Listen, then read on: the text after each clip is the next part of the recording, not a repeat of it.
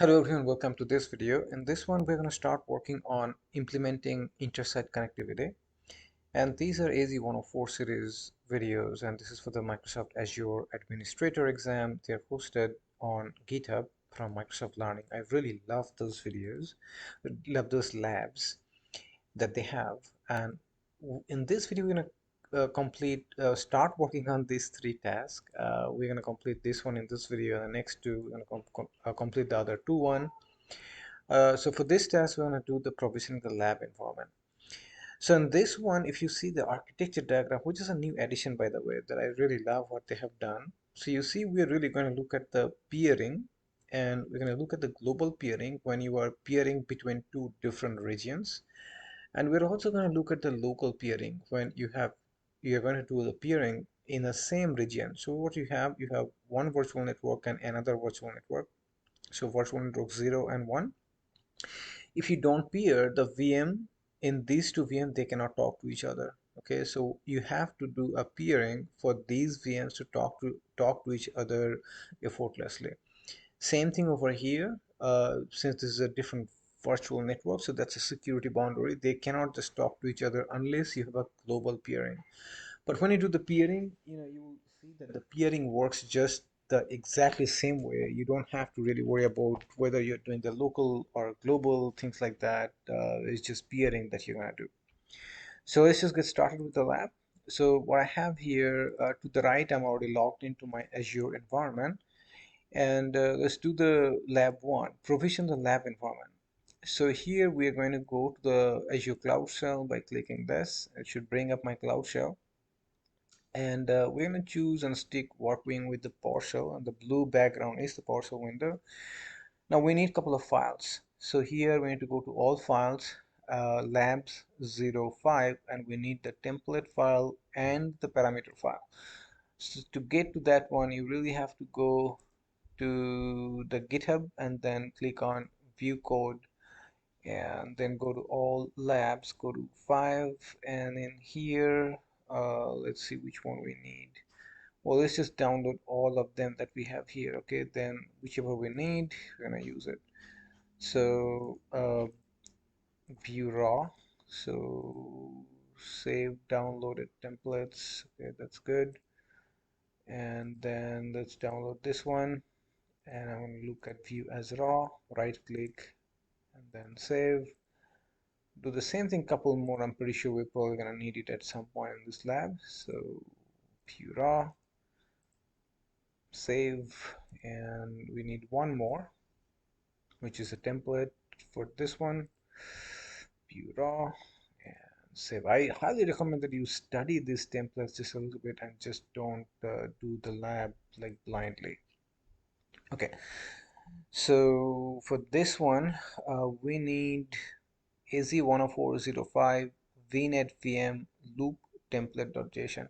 So we need to upload this file. So over here, I'm going to come down here and click on right over here for upload and download. So if you click on it, click upload. So this is AZ10405, so AZ10405 vnet vm loop template. So this is the one that I need, the template file.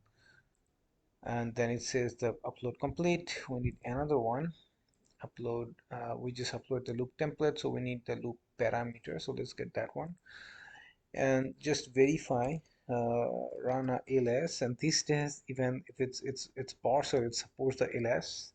It just prints all the files that you have, and that you see the loop files that are now uploaded in here. Okay, now from the Cloud Shell pane, run the following to create the resource group that will be hosted in the lab environment. Okay, the first two virtual machine and a pair of virtual machines will be deployed in Azure Region 1. The third virtual machine will be deployed in Azure Region 2. Replace the Azure Region 1 and 2 placeholder with the names of two different Azure regions where you would intend to deploy these resources. So what we need to do, so here let's say call it location 1.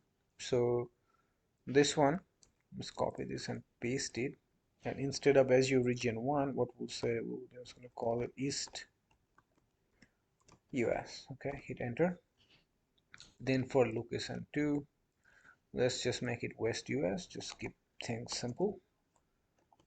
West US. Okay, and hit enter. So I have those two. Now resource group name, I can use whatever they have in the lab. And now I'm going to create the resource group, and the resource group is going to get the location once region. So resource group will be using the East US, which is fine. Enter. And now we can run this command that will go after the parameter file and the template file that we have uploaded, right? Okay, and in this file it's providing the location where we want to deploy, location 1 and location 2, and it should automatically start the deployment. So it's blinking right here. That means it's just going through the deployment phase. Okay, so it may take about 2 minutes. So once that's done, we're going to take a look at our resource group, and this task will be done. So if I go back to the resource group, and I should be able to find this resource group AZ10405RG1. So this is the resource group that got created. And if you look inside, you see that lots of things are getting created here. Okay, so that is because of the deployment that we are running right now. So I have got 3 NSJs, 3 public IPs, 1 disk, and 3 virtual networks. And I bet that you have more disk, and then at the end you're gonna have uh, your virtual machines created. So if I refresh this, you will see the things, number of resources. Now you have the network card that they got created as well. Now look at that, I have got 3 disks. As I said, you will see, looks like one VM is available, VM2 is available. So I need one more VM that is probably going through the creation, probably VM0, looking at the nomenclature or naming convention over here. Okay, refresh one more time and see what is going on over here. So this one said it's all done.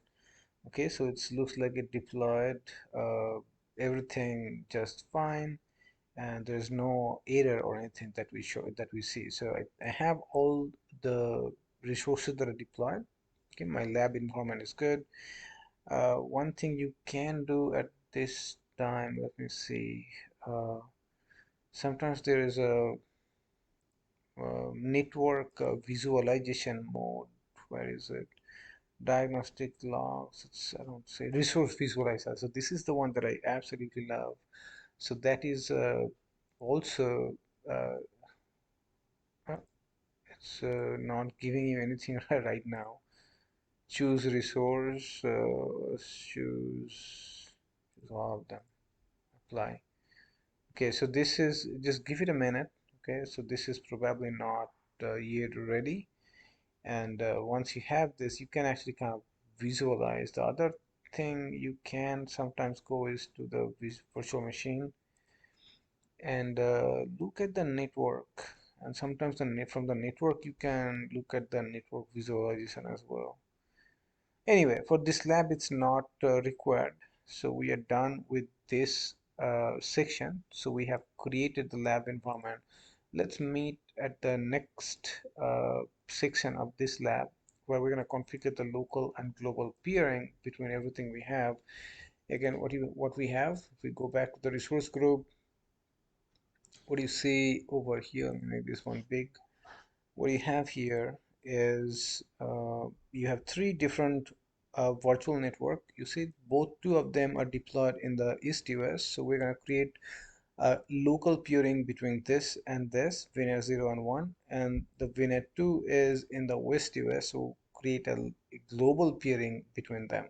Okay, so let's meet in the next video and we'll go from there. Thank you for watching.